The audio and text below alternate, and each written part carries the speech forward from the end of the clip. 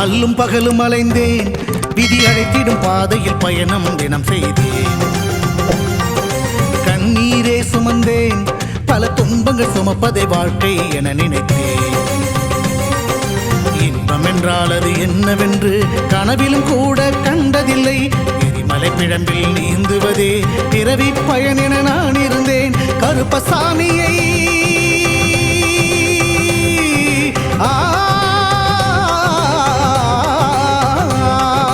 கருப்பசாமியை பார்த்தவுடன் விதிகளும் விலகி ஓடியதே. வெறுப்பென வாழ்ந்த வாழ்க்கையை மாற்றி சிறப்பாய் வாழ வைத்தவரே. புலிகரை நோக்கி புறப்படுவோம், நம் கருப்பனின் அருளை தினம் பெறுவோம். புலிகரை நோக்கி புறப்படுவோம், நம் கருப்பனின் அருளை தினம் பெறுவோம்.